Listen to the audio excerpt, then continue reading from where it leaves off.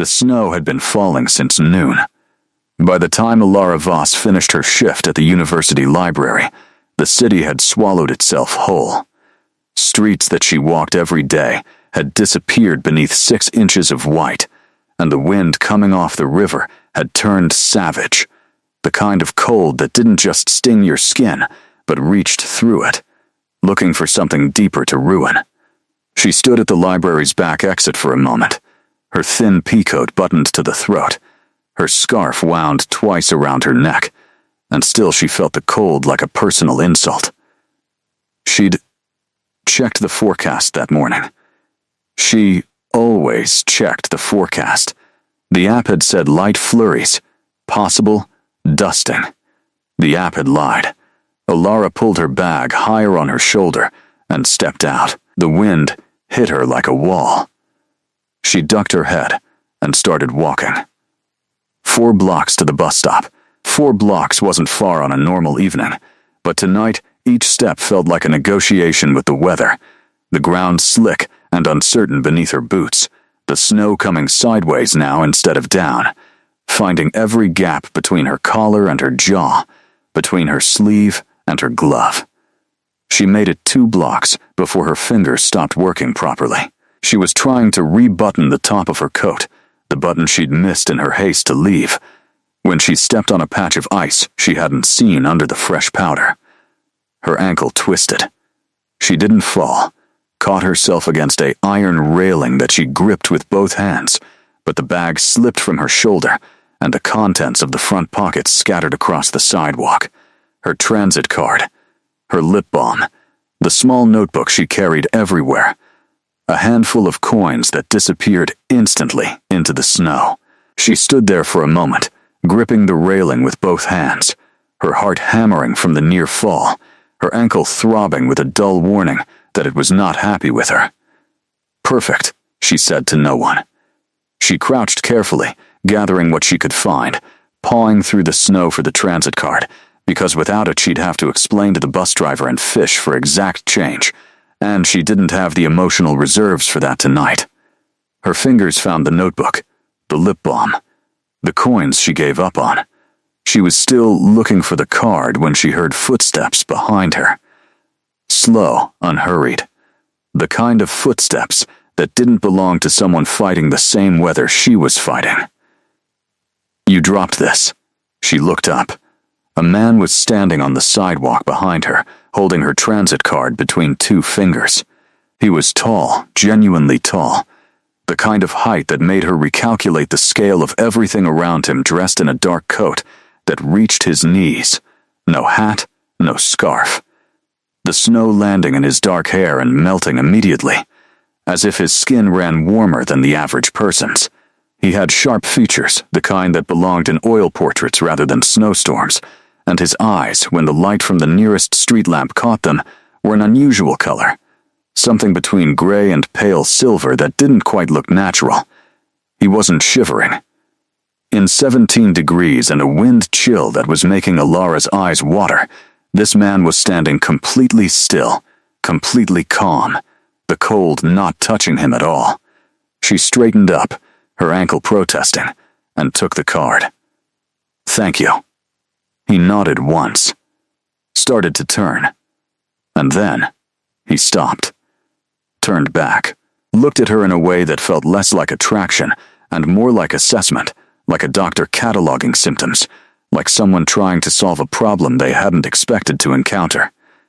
"Your coat isn't adequate for this," he said. It was such a strange thing to say that she almost laughed. Not unkind, not condescending, just factual, the way someone might note that a window was broken or a door was hanging wrong. A statement of observable reality. "I know," she said. "I checked the forecast. The forecast was wrong." "Yes," I noticed. Something shifted in his expression. Not quite a smile, more like the shadow of one. Something that had learned to live in the neighborhood of amusement without fully committing to it. He reached up and began unbuttoning his coat. Alara blinked. "What are you doing?" "Solving the problem. You can't give me your coat." "I'm not cold," he said simply. He said it the way someone might say water is wet, a self-evident fact requiring no further defense. He shrugged the coat from his shoulders. It was a heavy wool coat, dark charcoal, the kind of coat that probably cost more than her monthly rent, lined with something that released warmth the instant he held it out to her. "I'm a stranger," she said. "You're someone who's going to damage their immune system in the next 4 blocks. He kept the coat extended. "Take it. You can return it." She stood in the snow, her ankle aching, her fingers numb, looking at a beautiful stranger who was apparently impervious to 17-degree weather, holding out a coat that radiated warmth like a small furnace. Later, she would ask herself why she took it. She would tell herself it was the cold, that her hands had stopped working, and her common sense had stopped working along with them, that no rational person would have stood in that snowstorm and refused. She would tell herself it was practical, logical, a reasonable decision under difficult circumstances. But the truth, if she was honest, was that something about him felt safe in a way she couldn't explain and didn't entirely trust. His colors, she would think later, reaching for a word that wasn't quite right but was the closest she had. Something about the way he stood in the world felt still and certain and old, not threatening, just present in a way most people weren't. She took the coat. It settled around her shoulders like a decision, heavy and warm and smelling of cedar and something else, something dark and complex she didn't have a name for, something that felt less like cologne and more like the air inside a very old building, stone and time and dim candlelight. "Thank you," she said again. "There's a card in the left pocket," he said. "The address. For when you return it." She reached into the pocket, found a small card, heavy stock, no logo, just an address in the historic district and a name. Cassian Vielle. She looked up to ask how she'd know when he'd be there, when to come, whether she should call first. But the sidewalk behind her was empty. The snow fell into the space where he'd been standing, and there was nothing to show he'd been there at all, except the coat on her shoulders, and the card in her hand, and the faint, inexplicable certainty that the city she'd lived in for 6 years had just shifted somehow, had revealed a door she hadn't known was there. She walked the remaining 2 blocks to the bus stop. The coat kept her perfectly, completely warm. Not just warm. Something beyond warm. Like being held. She did not think about that on the bus ride home. She thought about it later, in her apartment, with the coat folded over the back of her desk chair, the card propped against her lamp. Cassian Vielle. She went to sleep thinking about silver eyes that hadn't flinched in the wind, and a man who'd stood in a blizzard like it was a mild inconvenience, and the particular weight of a coat that felt like it had been carrying the cold for centuries, and had simply learned not to mind. She didn't plan to return it the next day. Her first thought, waking up with the gray morning light pressing through her curtains and her ankle wrapped in yesterday's bruise, was that she'd return it at the end of the week. There was no urgency. The coat was safe on her chair. The card was on her desk. She had work on Monday, a paper to finish, a reading list that had been quietly multiplying since the semester started, an inbox with 17 unread messages from her department supervisor, a life that had real demands and real timelines, and no space in it for mysterious strangers in snowstorms. She made coffee. She opened her laptop. She looked at the card. Cassian Vielle, the address in the historic district, the part of the city that sat on the old hill above the river, the part where the streets were still cobblestone, and the buildings still had their original stonework, and everyone who lived there had been there long enough that their names had stopped appearing in current records and started appearing in local history footnotes. She looked at the coat. She closed her laptop. She was going to return it today, because it was the right thing to do, and because keeping someone else's belongings made her uncomfortable, and because she was an archivist by training and by nature, which meant she had a fundamental commitment to returning things to where they belonged. That was the logic she assembled while she dressed in her warmest sweater and her repaired boots, while she folded the coat carefully over her arm and tucked the card into her pocket. It had nothing to do with the silver eyes. Absolutely nothing. The historic district was 40 minutes by bus and a 10-minute walk up a steep cobblestone street that had not been designed with winter in mind. Alara made it up the hill without incident, which she counted as a victory. The address on the card led her to a block she'd never visited despite 6 years in the city, a stretch of townhouses and larger buildings that sat behind iron railings and bare winter trees, everything slightly set back from the street, slightly removed from the normal world. Number 14 was at the end of the block. It was not a townhouse. It was something significantly larger than a townhouse. 4 stories of dark stone with tall windows and a carved wooden door that had been old when the rest of the city was young. Iron railings ran along the front. The garden beyond them was dormant now, winter stripped, but she could see the bones of it, the structure, the sense that in another season it would be extraordinary. She stood at the gate. There was an intercom. She pressed the button. Silence then, just when she'd started to feel foolish. A voice. Not Cassian's voice. A woman's voice. Precise and slightly cool. Name? Alara Voss. I'm here to return a coat. I ran into someone last night, in the snow, and the gate opened. Alara walked up the stone path, the door ahead of her opening before she reached it, and a woman appeared in the frame. Dark suit, pale complexion, the kind of posture that made the word staff appear in Alara's mind before she'd consciously thought it. She looked at Alara with the same assessing quality that Cassian had the night before, though without whatever had made his assessment feel safe rather than clinical. He said you'd come today, the woman said. Something about that made Alara stop walking. He said I'd come today? I didn't decide until this morning. The woman's expression didn't change. He said you'd come today because you'd find it uncomfortable to wait, that you'd want it returned properly. She stepped back from the door. Please come in.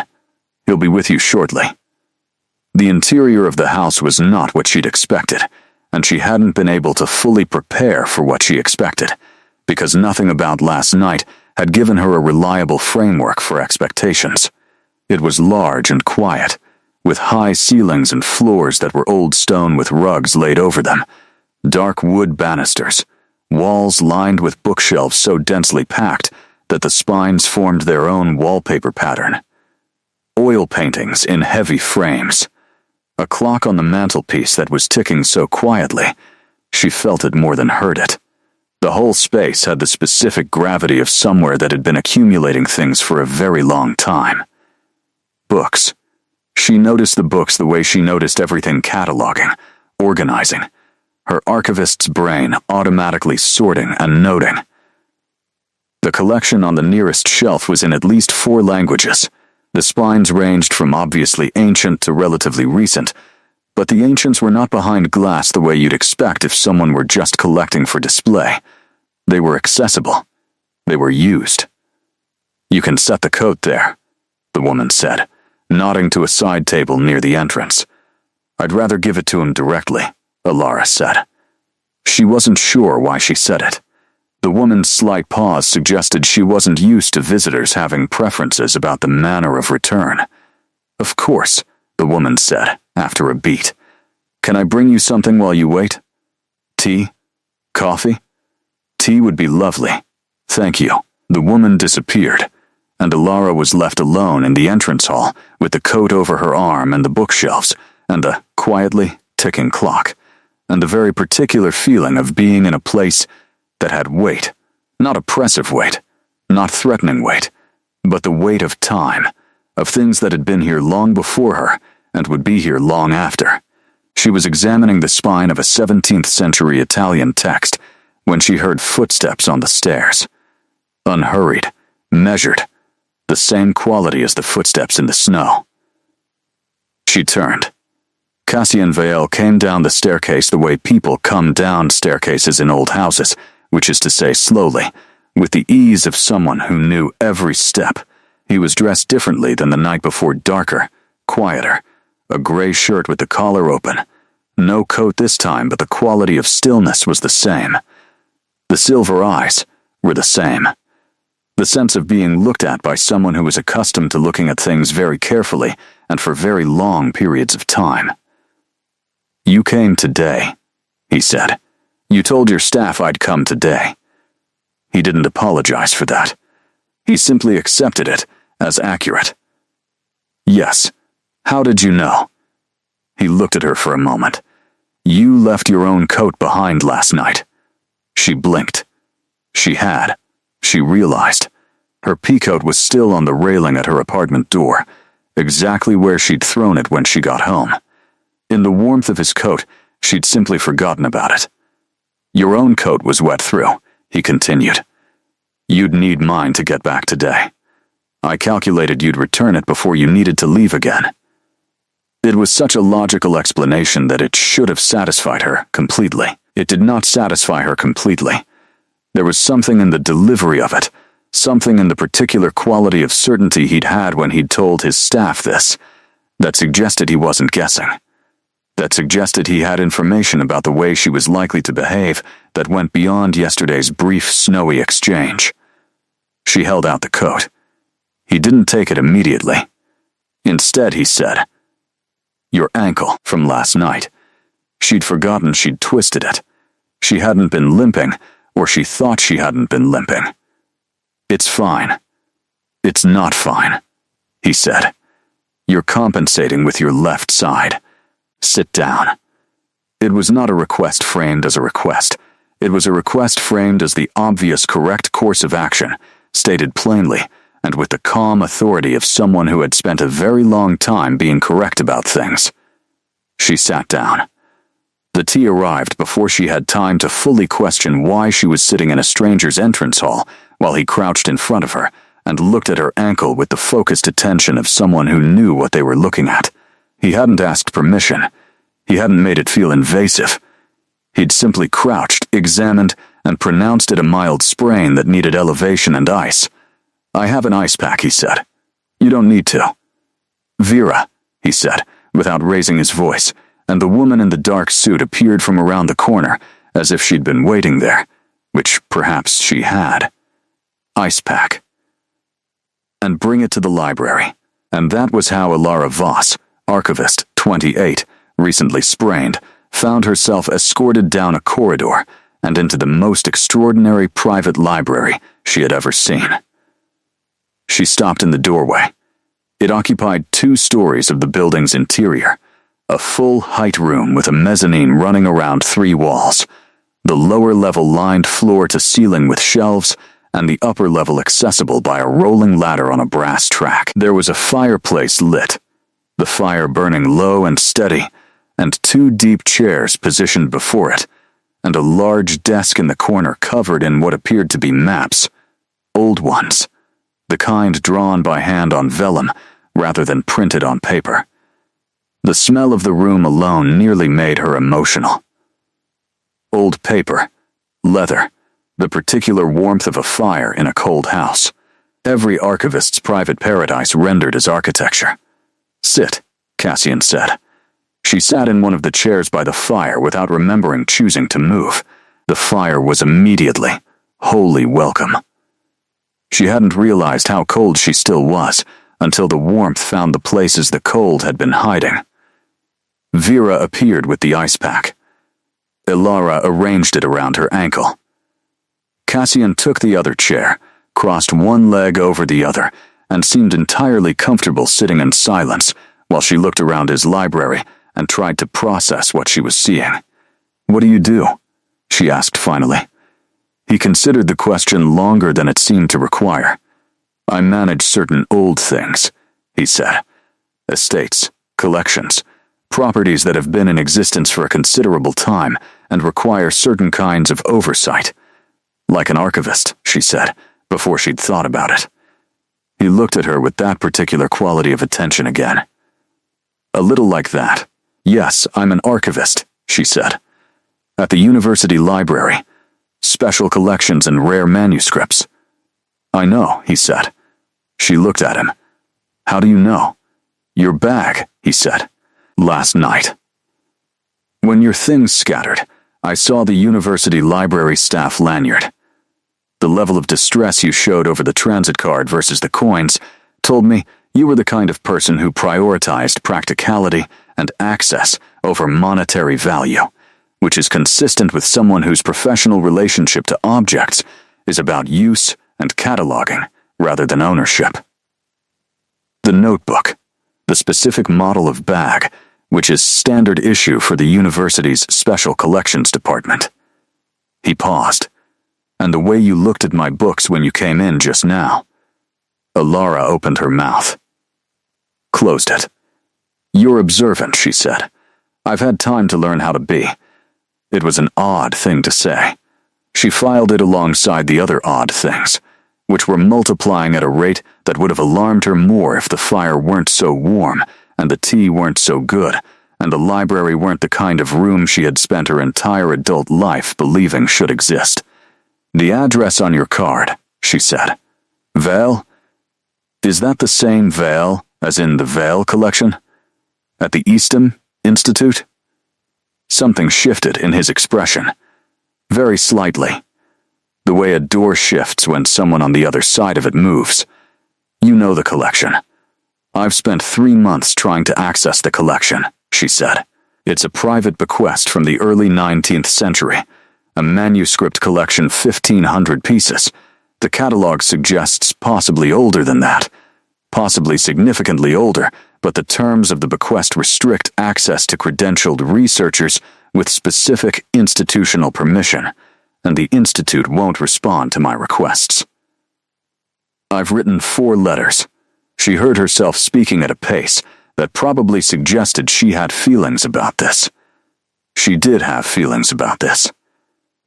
The collection potentially contains documents that would completely revise our understanding of how manuscript culture moved through the city in the medieval period. It's not an academic curiosity, it's genuinely significant. Cassian was watching her with an expression she couldn't read. 4 letters, he said. 4 letters. No response. The collection is administered by my family, he said. The fire crackled in the silence that followed. Of course it is, Alara said. Quietly, the Institute's lack of response isn't indifference, he said. The access terms exist because several of the documents in that collection are not, he stopped. Chose new words with the care of someone selecting tools for a specific task. They're fragile in ways that go beyond the usual concerns. Their handling requires a level of contextual understanding that most researchers, however qualified, don't arrive with. What kind of contextual understanding? He looked at her for a long moment. Then he stood, walked to one of the shelves on the far wall, and returned with a book. Not one of the ancient ones, this was older than that. The boards warped slightly with humidity, the leather rubbed to a sheen at the corners that suggested centuries of hands. He set it on the small table beside her chair. She looked at it without touching it. Archivists have it you didn't handle without permission, without assessment. May I? He nodded. She picked it up, opened the cover, slowly, with the particular reverence that old books demanded, and that some people found strange, and that had always felt to Alara like the most natural thing in the world. The text inside was handwritten, dark ink on vellum that had survived better than it should have, the script a style she recognized immediately, a type she had studied. This is from the 12th century, she said. This script style, this is pre-Carolingian influence. This is earlier than the standard shift in this region, by at least she stopped. Looked more closely. Something about the text itself was making her brain recalibrate. The content wasn't what she'd expected. It wasn't devotional text, wasn't legal documentation. It was something else, a chronicle of some kind, detailed and specific, referencing places she recognized and events she didn't. Events that were described with the particular authority of an eyewitness account. Can you read it? Cassian asked. Most of it, she said. The dialect is unusual. There's a vocabulary I don't. She read a passage silently. Read it again.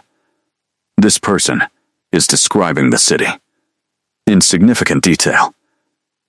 But some of the detail is wrong, or it seems wrong.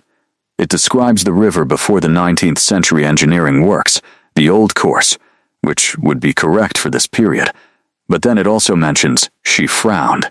It mentions events that are dated 200 years apart, as if the author witnessed both. Yes, Cassian said. That's not possible. He didn't respond. Elara looked up from the book. Looked at him, at the silver eyes, at the absolute stillness, at the fire that threw warm shadows across features that were too precise, too permanent, too settled in themselves. At a man who had stood in a blizzard without shivering, who had known she would come today, who administered a manuscript collection that had been in his family since the 19th century using language that implied the family had been managing it for longer, much longer. "How old are you?" she asked. The room was very quiet. The fire made its small sounds. The clock ticked somewhere down the hall. "Old enough," Cassian said, "that I found it's usually better to let the books explain it first." She didn't leave. She should have. She had 17 unread emails. She had a paper with a deadline. She had a life that existed outside this room, that was waiting for her at the bottom of the cobblestone hill, orderly and familiar and entirely comprehensible. She didn't leave. She read. Cassian brought her more books, not all at once, 2 or 3 at a time, placing them on the table beside her, with the quiet deliberateness of someone building an argument. She read, and he sat across from her, and occasionally he answered questions, and occasionally he asked them, and the fire burned steadily down, and Vera appeared at some point, and replenished it without being asked, and refilled the tea without being asked, and the afternoon turned into early evening, with the specific stealth that short winter days used when you weren't paying attention. The Chronicle was what held her. She kept returning to it, setting other books aside, and coming back to that first one, the eyewitness text, reading and rereading the passages that didn't fit the expected pattern. An account of a plague in one decade, and an account of the same street's architecture 3 centuries later, rendered in the same handwriting, the same idiosyncratic spelling, the same specific focus on the river and the old district and the houses on the hill above the city. One author, she said finally. It wasn't a question. One author. The same person, writing across several centuries. Yes. She set the book down on her knee, looked at the fire, processed. She had spent her professional life with old documents, and old documents had taught her one very reliable lesson, which was that the simplest explanation for an anomaly was usually the correct one. If a document appeared impossible, it was usually because the date had been misdetermined, or there were 2 authors that had been conflated, or the provenance had been misrecorded somewhere in the chain. She had built a career on finding the simple explanations and demonstrating them with evidence. There was no simple explanation for the Chronicle, the collection at the Institute, she said. How much of it is like this? Some of it, he said. The more sensitive pieces. Sensitive because they document she stopped, started again. Sensitive because they're personal records. He looked at her carefully. You're not frightened, he said. It was an observation, not a question. And it was accurate. She noticed this about herself with a small degree of surprise. She should have been frightened. Every rational framework she possessed said she should be frightened. She was sitting in a house she'd entered on the basis of a card given to her by a stranger in a snowstorm, and that stranger was now sitting across from her, and had just essentially confirmed that the impossible thing she'd been reading was true. That there were people in the world who had witnessed 12th century plagues and 21st century city planning disputes, and written about both in the same hand. She wasn't frightened. She was riveted. Professionally, intellectually, entirely, I'm an archivist, she said. The entire point is preserving things that shouldn't have survived. I've spent my career hoping the impossible documents were real. She looked at the chronicle. This is the best thing I've ever read. Something in his face changed. It happened slowly, like weather changing. Not sudden, but unmistakable once you noticed it. The careful neutrality gave way to something that wasn't quite softness, but was adjacent to it. Something that suggested he had expected a different response, and this one had caught him slightly off guard. Most people, he said when they reach this point in a conversation, want to leave. Most people probably aren't archivists. No, he said. They're not. She picked the chronicle back up. Who wrote this? My father. She looked up. Your father wrote a 12th century chronicle. My father began writing in the 12th century, he said. He continued for several hundred years. He was thorough. Is he? He died, Cassian said. Something shifted in his voice when he said it, the careful distance dropping fractionally, something underneath it that was not fresh grief but old grief, the kind that had been so thoroughly absorbed into a life that it barely showed anymore, the way water eventually smooths stone until the stone's original shape is barely visible. 300 years ago. Alara held that for a moment. I'm sorry, she said. He looked at her. The way he'd looked at her on the sidewalk in the snow, direct and assessing, but something different in it now. Something like being recognized by someone you hadn't expected to recognize you. Thank you, he said. He said it quietly. She had the sense that people didn't often say that to him about losses this old, either because they didn't know, or because time was supposed to have healed it to invisibility, and that her saying it meant something he hadn't anticipated. They sat in the firelight for a moment. What are you? She asked. Not unkindly, not with fear. The way she'd ask the same question about a document whose origin she was trying to establish. What do you think I am? Old, she said. Very old. And not human in the way I'm human, but present in the world in a way that requires you to navigate it, to have addresses and staff and an institute that manages your family's collection. She paused. You eat. You clearly do. This house has a kitchen. You go out in the daytime. You were out last night. You didn't have to avoid the light. She thought of what she'd read. The chronicles mentioned certain details about nocturnal habits, about heightened sensory ability, about there's a passage about blood. I didn't want to assume vampire, he said. Plainly, the same way he'd said I'm not cold. A statement of observable reality requiring no additional defense. Right, she said. I thought so. He waited. Does it matter? She asked. He was quiet for a moment. That's an unusual response. I'm looking at your father's handwriting from the 12th century, she said. You kept him safe. The documents. All of it. She looked at the shelves around them. All those spines, all those voices, centuries of recording and preserving and keeping. You're a keeper of records. So am I. She looked at him. Does it matter what you eat? The fire shifted in the grate. Somewhere in the house, a door opened and closed. Outside, the day was finally surrendering fully to dark, the last light draining from the high windows. I should go, she said. But she didn't move. The documents in the Institute's collection, Cassian said. The ones you wrote 4 letters about. She looked at him.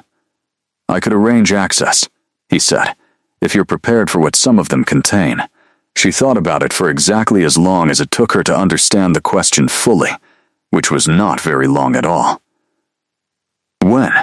She said, and something happened in his face then that she would think about on the bus ride home, and for the several nights after. Something that looked like a door, very old and very heavy, opening for the first time in a very long time. She came back 3 days later. She'd spent those 3 days finishing her paper, answering the 17 emails, wrapping her ankle properly, and trying to locate a rational framework for what had happened in the library on the hill. The framework kept collapsing. She'd built it up, she'd met someone unusual, she'd been shown some remarkable documents. The rest was exhaustion and firelight and an overactive academic imagination, and then she'd remember the specific quality of stillness he carried. The way the snow hadn't bothered him, the chronicle written across 3 centuries in a single hand. The framework would collapse. She'd build it up again. She told her colleague Petra that she had a meeting about research access. Petra hadn't asked further questions because Petra was dealing with her own inbox, and also because Alara had a history of pursuing manuscript leads that other people found eccentric until they turned out to be significant. Petra had learned to trust the eccentric leads. The gate opened before she rang this time. Alara noticed this, filed it alongside the other things she was noticing about this house and its occupant, which was a growing list that she was beginning to organize under categories. The categories were things that might have ordinary explanations, things that probably didn't have ordinary explanations, and things she wasn't sure she was ready to fully examine yet. Vera met her at the door, led her not to the library this time, but through a different corridor, longer and quieter, towards the back of the house. A staircase she hadn't seen before. Down, not dark, she noted. The lower level was lit, good lighting, the kind of careful, warm spectrum illumination that archivists used to protect old documents and also be able to read them without straining. Temperature controlled, she realized as they descended she felt a shift in air quality, the slight coolness that meant climate regulation, the specific dryness that meant humidity control. The room at the bottom of the stairs took her breath away. It was smaller than the library upstairs, but more concentrated, a room built entirely around the function of preservation. Long, flat-topped tables for examination, small adjustable lamps positioned over each surface, drawers built into the walls rather than shelves, the kind of custom storage that bespoke archivists who knew what they were doing had specified to craftsmen who'd taken them seriously. And in the drawers, she understood the collection. Not the Eastham Institute's holding this was something else, something below the official record. This is separate from what the Institute holds, she said.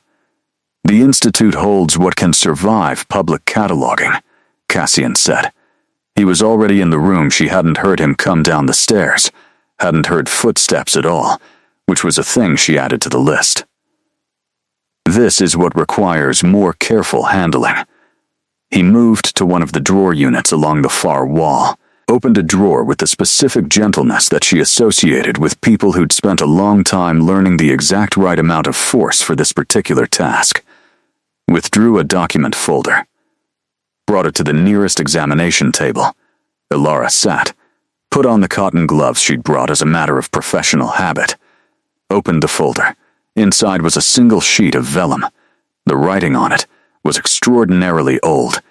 Not the quality of the chronicle upstairs, which had been impressive. This was something that the chronicle, she realized, had been trained by. The script was older, more effortful in its individual letters, the ink a different composition, the vellum scraped thin in the way that meant genuine age and material scarcity rather than aesthetic choice. She read. She read slowly, because the language was demanding in the way very old things were demanding, requiring her to hold multiple possible meanings simultaneously, to feel for the grammar rather than parse it cleanly. But it was a love letter. The words required adjustment from her, not because they were foreign, but because they were so immediate, so unguarded with feeling, that the distance she normally maintained between herself and historical documents simply wasn't available. Someone had written this.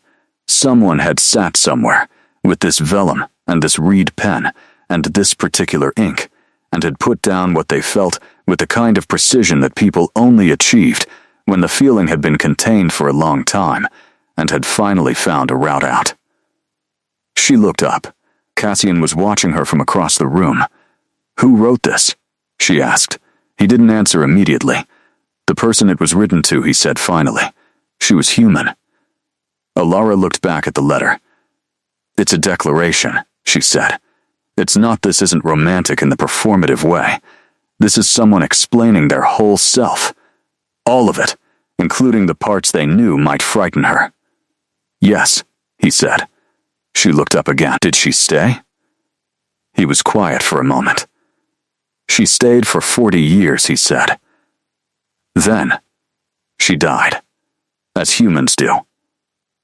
Another beat of that old grief quality, so absorbed it barely registered as grief, only as a slight increase in density around the words. She asked that the letter be preserved. So it was. Ilara looked at the letter, at the words that had survived because someone had thought to keep them, because someone had understood that keeping was its own kind of love. You keep a lot of things, she said. Yes, because you outlast them.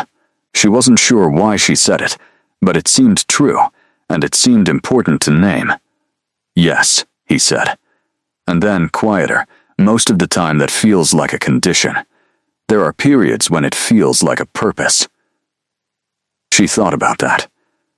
She thought about what it would mean to outlast everything you loved, to watch it go into the past and find yourself still present, still needing to do something with the time, to build a room underground with the right temperature and the right light and the right drawers, and to keep everything safe, and to wait. Why are you showing me these? She asked. Because you wrote 4 letters, he said. Because you cared about documents that most people don't think to care about. Because he stopped. Chose his next words carefully, the way he seemed to choose most things. Because I've been managing this collection alone for a very long time, and I think some of what's here deserves more than management. A reader, she said. A reader, he agreed. Someone who can sit with them and understand what they meant to the people who made them. Ilara looked at the letter, looked at the room, looked at him. I'd need regular access, she said. Scheduled sessions, proper cataloging protocols. I can't work from an unindexed collection. I'd need to design a cataloging system that accounts for the sensitivity of some of the content, which means a separate access tier structure, of course, he said. And I'd need to understand more about what I'm handling. The historical context, which means more of what you told me the other day, about your family, about the chronology. I know, he said. She stood up, carefully removed her cotton gloves, looked at the room one more time, at the careful light and the preserved things and the man standing in the middle of it all, keeping everything safe, alone. Same time next week? She said. He looked at her for a long moment, something in his face doing the thing again, the slow shifting, the door quality. Yes, he said. Same time next week. The weeks had a shape to them now that they hadn't had before. Ilara noticed this the way she noticed most gradual things after the fact, looking back and seeing the pattern that had formed while she was paying attention to individual details. Monday through Friday, she was at the library, in her own archive, handling her own collection, answering emails and training the new junior staff member, and attending the departmental meetings that everyone found tedious, but that were, as her supervisor liked to say, the price of institutional belonging. Saturday mornings, she worked on her manuscript paper, the one that had been 40 pages, and was now 62 and still growing. Saturday afternoon, she went to the house on the hill. The Saturday afternoon visits had started as formal research sessions. They'd stayed that, but they'd also become something else, something she didn't have precise language for, something that existed alongside the professional framework, without disrupting it, but also without being entirely contained by it. She knew the house now. She knew that Vera had been with Cassian for 30 years, and had started working for him when she was 22, and had never, to Ilara's knowledge, asked the question that Ilara had asked on her second visit. She knew that the west wing of the 3rd floor was his private residence, and that she hadn't been invited there, and hadn't asked to be. She knew that he read constantly, that the books on his desk changed every week, that his tastes ranged from contemporary fiction to pre-Socratic philosophy, with a preference for anything concerned with the problem of duration, how things persisted, how they changed while persisting, how change and continuity coexisted in the same object over time. She could have told him she found that personally significant. She filed it in the category of things she wasn't ready to fully examine yet, The catalog had 43 entries now, 43 documents described, dated, provenanced, cross-referenced. The collection had over 800 items, which at 43 meant she was making good progress by archival standards and would still be working on this for years. She found that she didn't mind this. She found, if she was honest, that the idea of finishing alarmed her slightly in a way that finishing projects didn't normally alarm her. It was a cold Saturday in late February when she found the second letter. It was in a drawer she hadn't opened before, toward the back of the room, below eye level. The folder inside it looked similar to the others, but thicker. She brought it to the examination table and opened it, and inside were not one but a series of letters, perhaps 20, tied with a faded ribbon that had once been red and had faded toward rust. The handwriting on all of them was the same author as the first letter she'd read, months ago. The same hand. She looked at the dates, written across 11 years. She read the first one, and the second. She was halfway through the third when she heard his footsteps on the stairs. She recognized them now. She knew the particular cadence of his approach, and he came into the room and stopped when he saw what she was holding. "You found those," he said. She looked up. His voice had a quality she hadn't heard in it before. Not quite distress. Something more controlled than distress. Something that had been managed for a long time, but hadn't been fully resolved. "I'm sorry," she said, immediately. "I should have asked." "No, you're cataloging. You have access to everything in this room." He came forward, sat in the chair on the far side of the table, the position they'd established over months, the professional distance. I'd just forgotten they were there. She looked at the letters. Looked at him. "The same person?" she said. "The first letter? The same person. She wrote to you for 11 years, she said. She hadn't meant it as an accusation. It emerged as a plain fact, stated simply, the way he stated plain facts. Yes, and you kept them all. Yes, she thought about that. Thought about what it was like to be kept. To have someone maintain across decades and centuries the physical evidence of what you'd been to them. The letter in the first folder. The declaration written once and preserved forever. These letters, written across 11 years, kept, was she started. She was extraordinary, he said. Quiet, not raw, but real. The truth of it evident not in volume, but in how simply he stated it. She was the most extraordinary person I'd known in 4 centuries, and she died of a fever in a cold spring, and there was nothing I could do about it. The archive was quiet around them, the careful light, the controlled temperature, the hum of the climate systems keeping everything safe. "I'm sorry," Alara said again. And then, 4 centuries is a long time to know people and lose them. He looked at her, the silver eyes in the warm light. "Yes," he said, "it is." She didn't put the letters down. She held them, the rust-red ribbon, the thin pages, the handwriting that had survived because someone had chosen to keep it. "Do you want me to catalog these?" she asked. "Or would you rather I left them as they are?" He was quiet for a long moment. "Catalog them," he said finally. She deserved, she would have wanted to be documented. She was a historian herself. She believed in the record. A pause. "She would have liked you." Alara looked at the letters, at the pages, at the evidence of someone who had mattered, preserved across centuries by someone who'd understood that mattering deserved to survive. "Then I'll do it properly," she said. "I'll give her the full treatment." Context, cross-references, annotation. He nodded. They worked in silence for the rest of the afternoon. She catalogued. He read at the far end of the table. A contemporary novel. Something she'd recommended 3 weeks ago and forgotten about. They didn't speak much. Didn't need to. The room had that quality. The particular ease of a shared space with someone you trusted. The kind of ease that wasn't built but grown. That arrived one Saturday at a time until one day you looked up and found it fully present, without knowing exactly when it had arrived. She was packing up to leave when he said, without looking up from his book, "I'd like to show you something next week." "Upstairs. The library." "The library I've seen," she said. "Not all of it." She looked at him. "The third floor section," he said. "My personal collection. There are some pieces there that he stopped, that I've never shown anyone. That I think you'd want to see." She thought about the category of things she wasn't ready to examine yet. She thought about the growing list, the footsteps she now recognized, the chair that had become her chair, the tea that was ready when she arrived without being requested.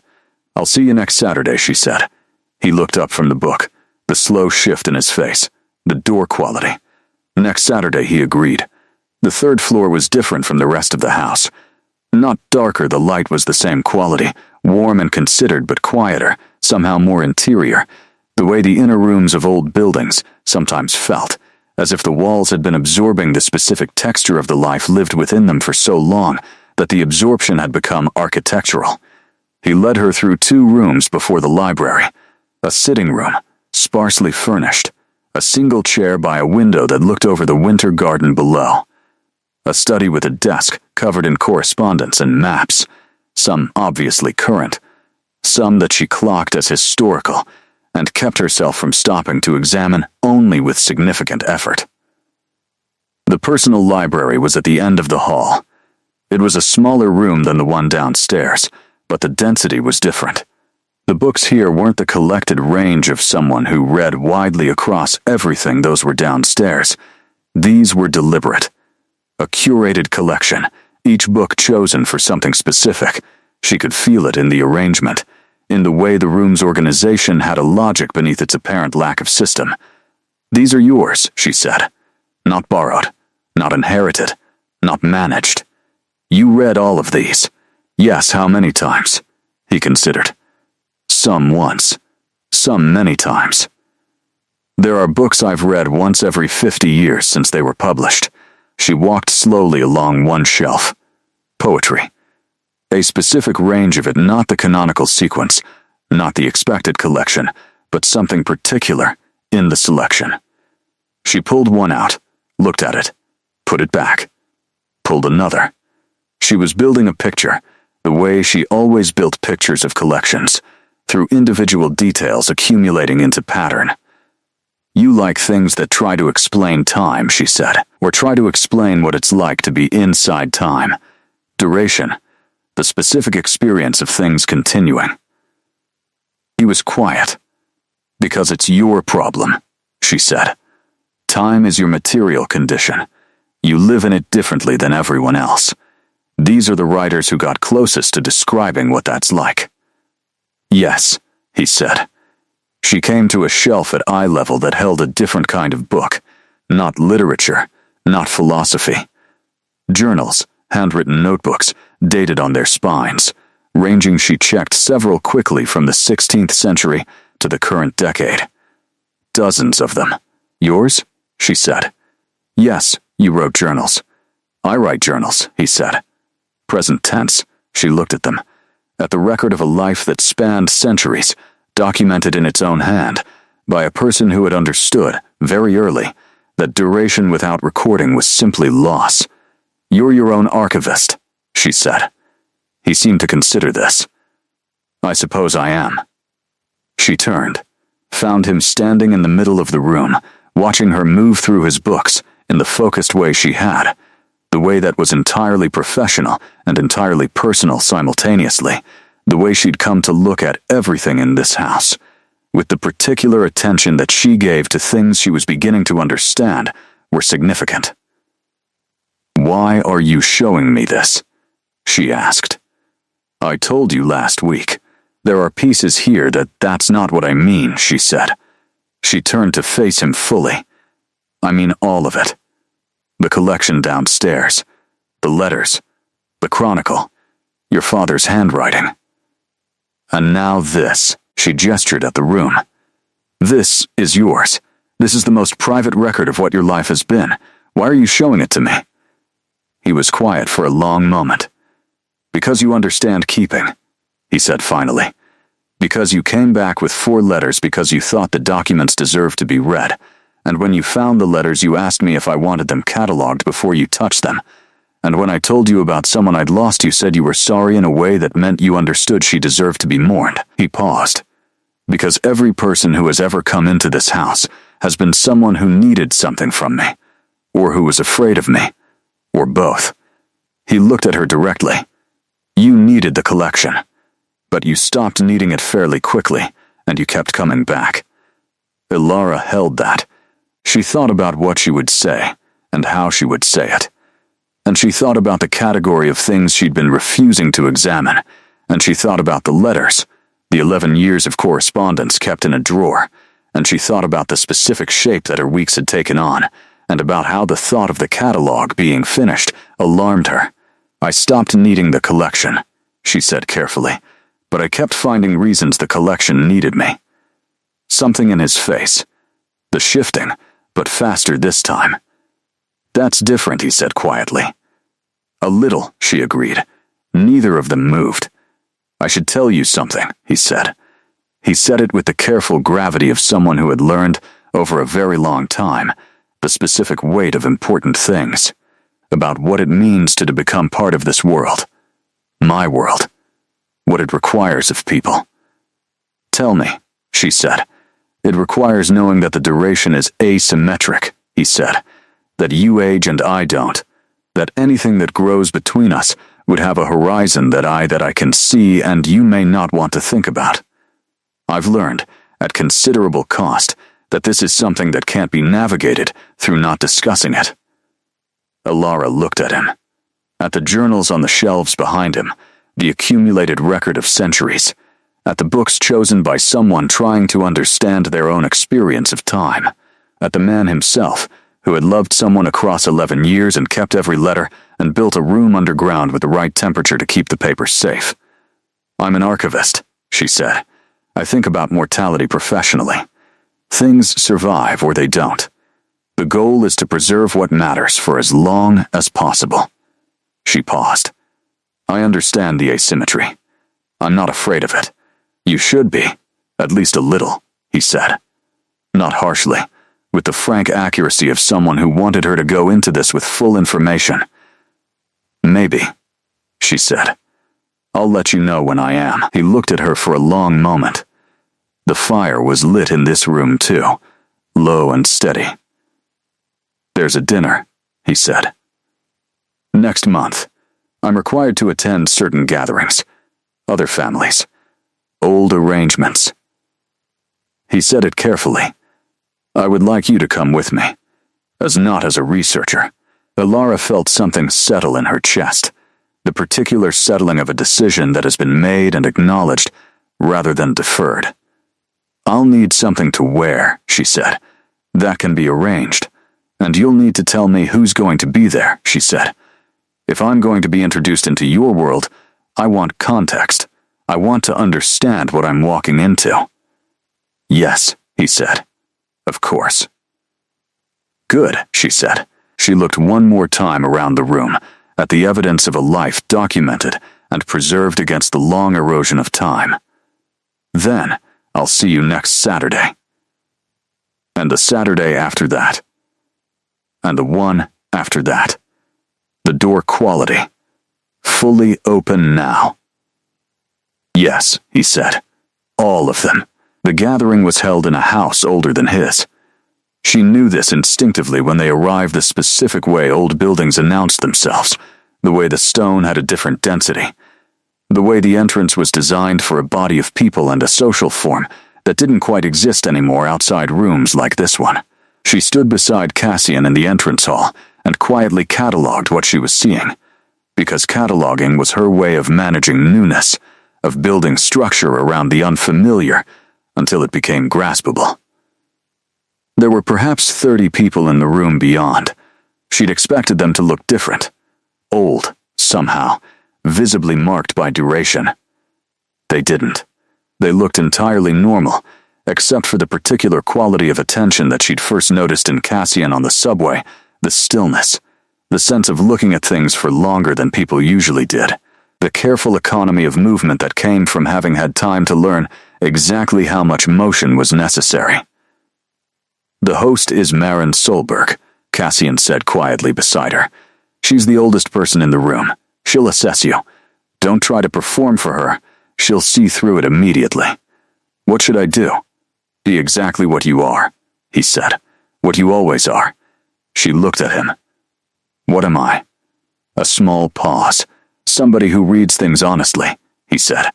"It's rarer than you'd think." They moved into the room. She met Maren Solberg 20 minutes later. Maren was seated in a high-backed chair near the fire, not out of weakness, but in the specific way of someone who'd decided this was where they were sitting, and had no interest in adjusting. She was small, silver-haired, in a way that suggested the choice rather than the condition, and she had eyes that were very pale and entirely direct. She looked at Alara for a long moment before saying anything. "Cassian," she said, without looking at him. "She's calmer than I expected. She's an archivist," Cassian said. "That explains several things. To Alara, sit. I have questions." Alara sat. She wasn't frightened. She noticed this again, the same way she'd noticed it in the library that first evening, not bravado, not performance, just an accurate reading of her own state. She was alert, interested, and quite genuinely curious about what questions a 1,000-year-old woman would want to ask her. "You work with old documents," Maren said. "Yes, so you understand that old things require different handling than new ones, that you can't approach something ancient with contemporary assumptions. It's the central discipline of my field," Alara said. Maren looked at her for another moment. "And Cassian," she said. "Does he strike you as something that requires different handling?" "Yes," Alara said. "Though I think different handling is not exactly right. He requires accurate handling, the kind that accounts for what he actually is, rather than what's convenient to project onto him." Maren was quiet for a moment. Something in her face shifted, a very slight shift, barely visible. "She'll do," she said to Cassian. Simply, conclusively, the evening progressed. Alara met others, some who were curious, a few who were cautious. One young-looking man who'd been alive since the 14th century, and who spent an earnest 20 minutes discussing medieval manuscript culture with her, because she was the first archivist he'd ever met at one of these gatherings. She ate, she drank, she listened carefully. Cassian stayed near her, without hovering. She noticed the specific calibration of his presence, enough to anchor her in an unfamiliar room without making her feel managed. She thought about the category of things she hadn't examined. She thought about 11 years of letters in a drawer. On the way home, in the car, the city moving past the windows, he said, "How are you?" "Good," she said. "Actually, good.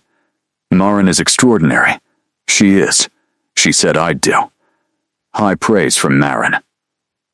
Alara looked at the city outside, the streets she'd lived in for 6 years, familiar and rearranged now, seen through a different lens.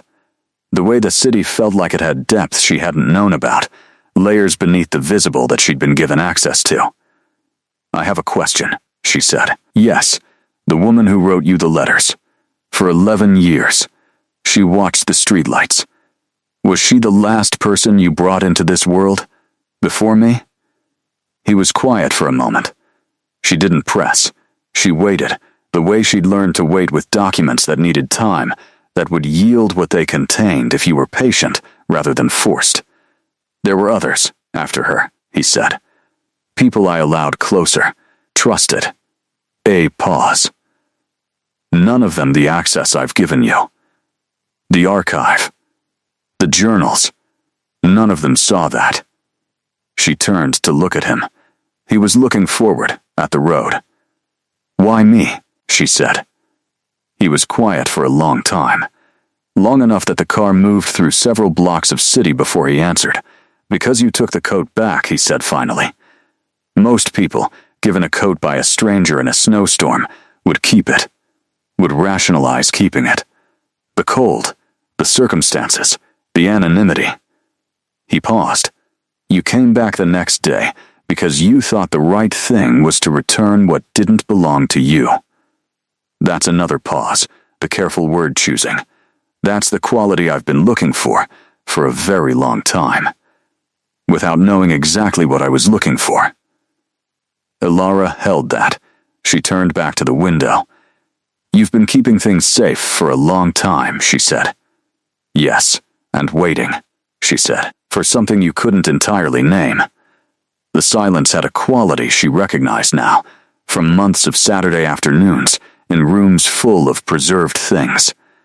The quality of something finally finding the right container. Yes, he said. Winter gave way to an early, tentative spring. Ilara noticed it the way she noticed the seasons from inside a library, not through direct experience of the weather first, but through the change in light, the way the windows admitted something warmer and more horizontal, the way the air when she arrived on Saturdays had a different quality. Something green and provisional coming off the garden through the gate. The garden was waking up. She'd seen it only in its winter state, the bare bones of it, the structure without the substance. Now it was beginning to fill in, and what it was filling into was extraordinary. She could see this even from the path. The early growth of something that had been designed with real intelligence, old roses against the south-facing stone, the remnants of a kitchen garden to the east, a path through the middle that was original. She'd bet anything it was original. The worn stones embedded in a pattern that belonged to an earlier century's sensibility about what a garden should do. She started arriving early enough to walk through it before going inside. This had happened gradually, the way most things with Cassian happened. She'd arrived one Saturday to find the gate open and the path clear, and she'd walked through on impulse, and he'd found her standing in the far corner looking at something she thought might be a medieval apothecary planting, and after that the gate was always open when she arrived. He joined her some Saturdays. They walked the paths while he explained what things had been, what they were becoming, what the garden had looked like in different decades. She listened and asked questions. She thought about duration. She thought about the particular kind of knowledge that came from watching the same garden through multiple centuries, knowing every permutation, every loss, every return. The archive was at 214 entries now. She'd started a secondary project that she hadn't planned, a contextual history of the Vale family written entirely from internal documents, using the catalog as its backbone. It wasn't something she could publish. The circumstances of its creation were not ones she could explain in a standard academic framework, but she was writing it anyway, because the story it told deserved to be told, and she was the person who understood it fully enough to tell. Cassian had found her working on it one afternoon, read the opening pages, and said nothing for a long while. You don't have to, he said finally. I know, she said. I want to. He had that quality again. The open door. It was on a Saturday in April, the garden fully awake around them, the old roses pushing new growth against the stone, that he said, There's something you should know about what's been happening outside this house. She looked at him. There's a faction, he said. It was said with the particular neutralness of someone reporting on a long-standing problem they had well-managed opinions about. Old families who disagree with how I've chosen to live. The degree of openness. The human contact. He paused. Your visits haven't gone unnoticed. Ilara absorbed this. What does that mean, practically? It means I want to be honest with you about what access to my world involves, he said. It involves me. It also involves the politics that attach to me, that I'd rather you weren't required to navigate, but that you should understand exist. She thought about Marin's question. Does he strike you as something that requires different handling? She thought about what accurate handling actually meant, in full. What do they want? She said. For me to demonstrate that my arrangements are private. Controlled, he said it with a slight quality of distaste. For you to be positioned as classified, in their terminology, either as someone under formal arrangement or as someone who has no legitimate access. And what do you want? she said. He was quiet. In the spring garden, the new roses moving slightly in a mild wind, the city below the hill going about its ordinary business. I want you to have the choice, he said. That's what I want. I want to tell you what exists, what's possible, and I want you to decide without pressure from me or from anyone else what you want to do with that information. She looked at the garden, the apothecary corner, the worn stone path, the south-facing roses. What are the options? She said. He laid them out clearly, the way he laid most things out, with precision and without sentiment obscuring the practical content. There were formal arrangements that carried protection within vampire society, but required things she'd need to understand fully. There was no arrangement, which meant continuing as she was, which had certain risks he wanted her to understand, and there were things that were irreversible, transformations, that she was nowhere near having to consider, and that he was not raising as pressure, only as complete information. She listened to all of it. Give me the week, she said. Of course. She walked home through the spring city, past the university library where she'd worked for 6 years, past the bus stop where she took the bus she'd been taking every day for 3 years, past the coffee shop on the corner that knew her order, the city of her ordinary life, mapped and familiar.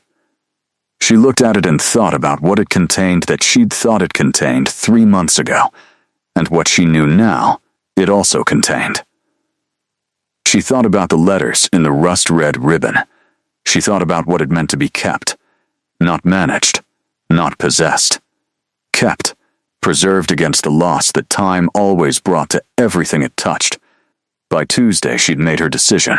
She arrived on Saturday not in the afternoon, but in the morning, early before the usual time, and Cassian opened the door himself before she'd reached it, and she understood from the fact of this, from the steady quality of his face looking at her, that he already knew.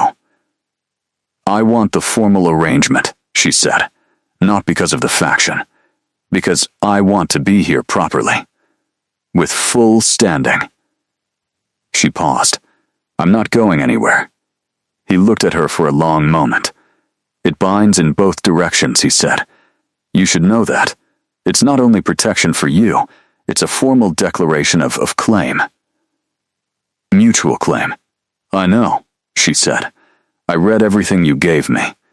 He was quiet. I'm an archivist, she said. I don't agree to anything I haven't read thoroughly. Something in his face released, something that had been held very carefully for a very long time. Come in, he said. She stepped over the threshold.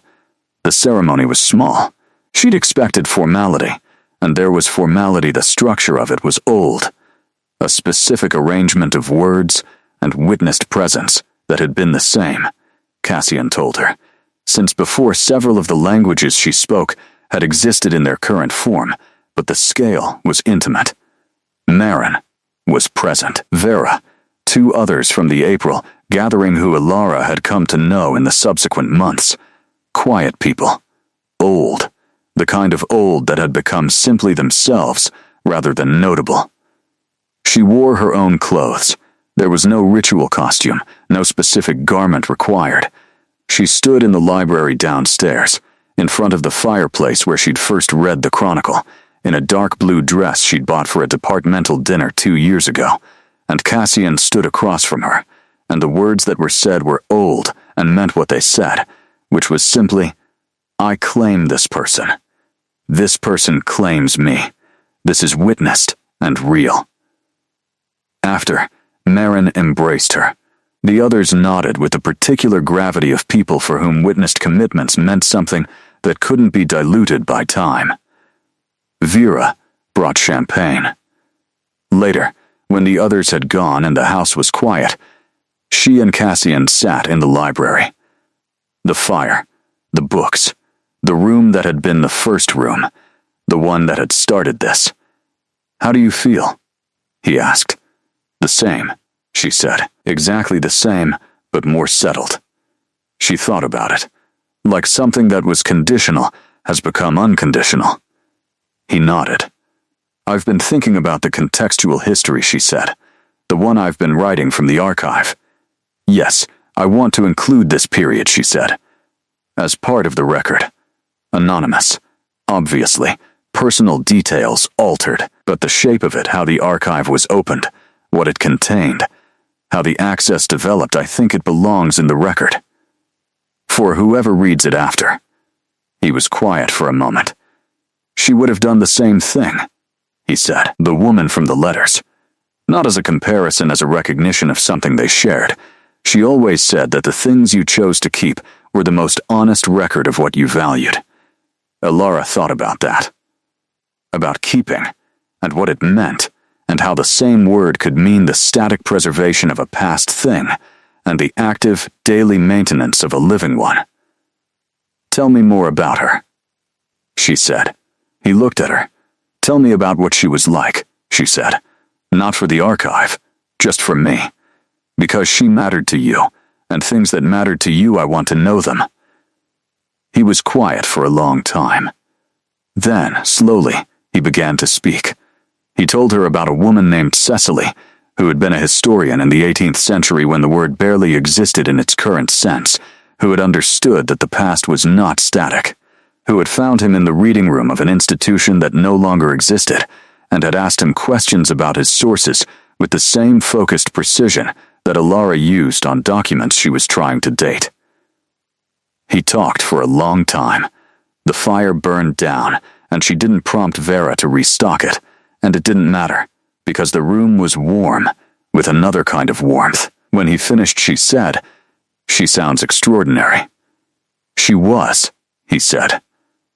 So are you. Differently, but genuinely. She looked at him. I want to see the journals, she said. The ones from that period. Not for the catalog. For understanding you. He stood without hesitation. Walked upstairs. Came back with 3 volumes, a small fraction of the shelf, and set them on the table beside her, with the particular care of someone offering something real. She opened the first one. His handwriting was older in this one, not in legibility but in character, the handwriting of someone slightly less settled in themselves. She read slowly, the way she read everything in this house. Carefully, honestly. They stayed there until late, she reading, he reading beside her, the city outside going dark, and then quiet, and then beginning to suggest morning at the edges of the windows. She thought about the snowstorm, about a coat that had found her on a sidewalk and been returned the next morning because she believed in returning what wasn't hers, about the address on a card, the gate opening, the archive below ground, the first letter tied in rust-red ribbon. She thought about what she'd walked into on that cobblestone hill without knowing she was walking into anything. How a snowstorm had rearranged the map of her world, and how the rearranged map was more accurate than the previous one. I'm going to need to tell Petra, she said. He looked up from his book. Your colleague. She thinks I've been attending a very demanding series of research sessions. She looked at him. I'm going to need to tell her something closer to the truth. What will you tell her? That I met someone, she said, and that the collection he let me work on is going to be the most significant archival project of my career. She paused.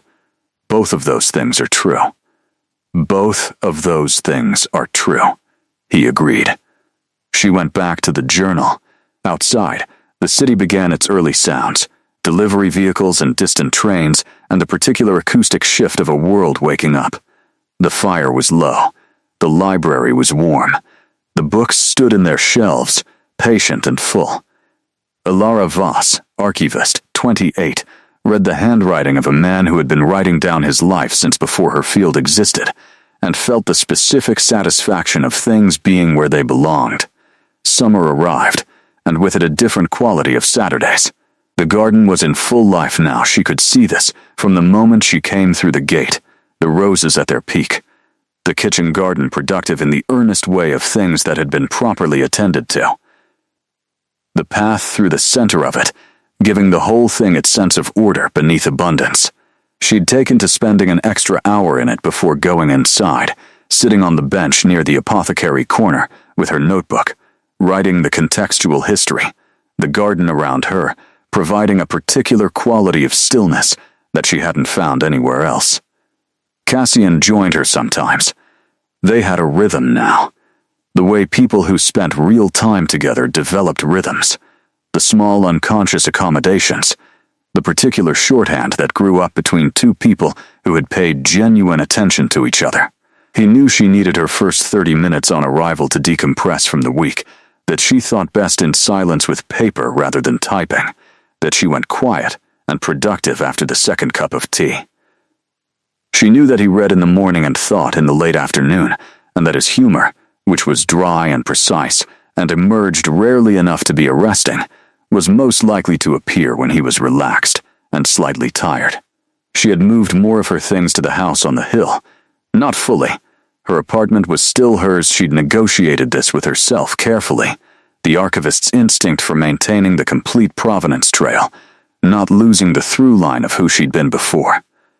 But her second monitor was here now, and her reference books, and the specific blanket from her couch that she'd brought for working in the archive on cold days, and that had migrated to the chair in the library upstairs and stayed. Petra knew.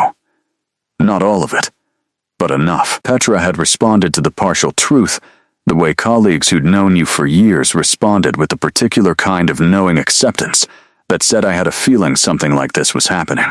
I'm glad it's going well. Please tell me more when you're ready. The research credentials had been updated. The access documentation was in order. Ilara had a legitimate institutional footprint in the Vielle collection now, which she found she cared about, not for professional reasons, but for the same reason she'd cared about returning the coat. Things should be accurately documented. The record should reflect the reality. The faction that Cassian had mentioned in April had been quiet. She asked him about this in midsummer, sitting in the garden with their respective reading, the afternoon long and warm. The formal arrangement resolved most of it, he said. My position is clear now. There are those who remain opposed to the principle of human involvement, but the formal arrangement means any challenge to your presence becomes a challenge to me directly. Most of the objectors prefer their opposition theoretical rather than practical. Most of them, she noted. Yes, he said. She looked at him over her book.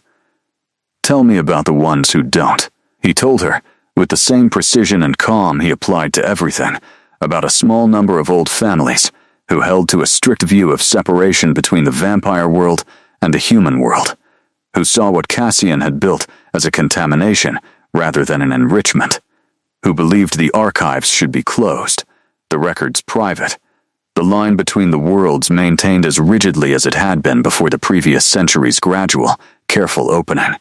What do they do with that belief? She asked.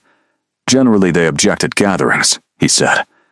Write correspondence. Attend the right events and make their displeasure known. A pause. There have been instances of stronger action historically. I want you to know what's possible without overstating the likelihood. What kind of stronger action? He met her eyes. Interference with human connections. Pressure applied to people in a human's life, making the connection untenable from the outside rather than the inside. Ilara thought about this. Thought about Petra, about her supervisor, about the university library, and the records and the life she'd spent 6 years building. My work, she said. Potentially, he said. I have precautions in place, but I want you to know this exists. She was quiet for a moment. Have they interfered before? She said. With people before. He was quiet. Once, he said. With Cecily? A pause. With someone after Cecily. Someone I should have protected better. The afternoon light moved through the garden. A bee moved from rose to rose in the unhurried way of things with sufficient time and good reason. What happened? She asked. She was a teacher, he said. A remarkable one. They pressured her employer, made certain documents public that compromised her professional reputation. She wasn't frightened of them, she was like you in that way, but the practical damage was real, and I didn't anticipate it clearly enough. What happened to her? She left the city, he said. We maintained contact for years, but the access to this world that ended, not by her choice, by mine. He said it plainly. I misjudged. I moved too slowly, and someone was hurt. I won't repeat that. Alara looked at him, at the quality of his face when he said this, the old regret that wasn't fresh but was still present, the error sitting somewhere in him that several centuries hadn't quite resolved. I'm not going anywhere, she said. I know, he said, but I want you to know that I'm more careful now. That I understand what's required. She looked at the garden, at the thing he'd built and maintained and kept through every season, the structure beneath, the deep roots. What do you need from me? She asked. Practically, to help. He seemed to consider this as a genuine question rather than a rhetorical one. Continue exactly as you are, he said finally. Your credibility, your institutional record, the legitimacy of the research, that's the protection. It makes the interference harder to execute without making things worse for them. He paused. And tell me if anything feels wrong. If something happens at work that seems strange, if you feel watched in a way you don't recognize. Tell me before it becomes a problem. Agreed, she said. They went back to their reading. The afternoon moved through its long summer hours. The garden kept its steady, alive patience around them, growing in the specific way of things that had good roots and good tending and enough time. She thought about the snowstorm, about the 4 blocks and the coat and a card pressed into her hand. How small that moment had been, how unremarkable from the outside, a woman in a snowstorm and a man who happened to be standing on the right patch of sidewalk. How the small, unremarkable moments were the ones that actually changed the structure of things. She wrote 3 more pages of the contextual history. She described the garden as it was now in summer, and as it had been in winter, the first time she'd seen it, and she thought about how the same place could be so entirely different depending on the season, and how what made it the same was the structure underneath, the roots, the care. That evening, when the sun went low and the garden went golden, Cassian looked up from his book and said, without preamble, I'm glad you came back with the coat. She looked at him. The silver eyes, the stillness, the man who had been writing down his life since the 12th century, and who had kept everything that mattered, and who had built a room underground with the right temperature to preserve what was worth preserving. So am I, she said. The garden settled into evening. The roses held their color for a long moment against the fading light. The letter she found in October was addressed to her. She discovered it in the archive on a Tuesday. She'd started coming on Tuesdays as well, a midweek session, the catalog now at 347 entries, in a drawer she'd opened a dozen times before. It was in a folder she recognized, one she'd cataloged 2 months ago, but the letter on top was new, placed there deliberately, her name on the outside in a handwriting she didn't recognize. Not Cassian's. The script was old, not aged in the way the documents beneath it were aged, not historical, just old in the way of someone whose handwriting had been formed in an era when handwriting was formed differently, with the particular slope and weight of a much earlier century. She stood at the examination table for a moment, her cotton gloves on, the letter in her hands, understanding before she fully processed it that she was holding something that had not been written by a living person. She opened it carefully. The text inside was in English, contemporary English, which meant it had been written for her specifically, rather than translated or transcribed. It was not long, 2 paragraphs and a closing line. It began, I am told you are an archivist, and that you understand what it means to read the record honestly. So I will write to you honestly, one archivist to another. She read it standing up, at the examination table, the way she read everything in this room. The writer was Cecily, the woman from the letters, the historian, the woman Cassian had spoken about through a long winter evening, whose letters lived in a drawer with a rust-red ribbon. The letter explained, with the clarity of someone who had thought about what they wanted to say for a long time, that she had asked Cassian to place it in the archive in the event that there was ever a reader who had access to the collection and to the letters, and who needed to know something. What she needed to know was this: he is someone who learns from loss, who becomes more careful, more present, more honest with each grief. I have been watching for some time, as much as one can watch from where I am, and what I see in this record, your careful entries, the history you're writing is someone who has finally allowed themselves to be known. That's not a small thing. It's the thing I failed to give him completely, and I have been sorry for that longer than you will live. The final line: you returned the coat. I have been hoping, for a very long time, that someone would return the coat. Alara set the letter down on the table. Her hands were steady. She stood in the careful light, the climate-controlled air, the room full of preserved things. She thought about what it meant that Cecily had asked for this, had planned for a future reader, a specific kind of reader, had believed enough in the possibility of this moment to write toward it from wherever she was. The archivist's faith in the future, the act of writing not for the present, but for the person who would come after, who would need the record. She thought about the coat. About the cold, about the sidewalk, and the card, and the cobblestone hill, and the gate opening. She thought about the chronicle upstairs, the one written across centuries in the same careful hand, documenting everything from plague to ordinary Tuesdays, the record of a life lived fully in time. She thought about the journals on the third floor, the decades and centuries of documented days. She thought about the letters in the rust-red ribbon, 11 years of correspondence kept in the drawer of a man who understood that keeping was a form of love. She sat down. She opened her notebook. She began writing the next section of the contextual history, the October entry, the letter, the discovery, and she wrote it the way she wrote everything in this house, with complete honesty, giving the record exactly what had happened and what it had meant. When Cassian came downstairs an hour later and saw her writing at the examination table, he stopped in the doorway.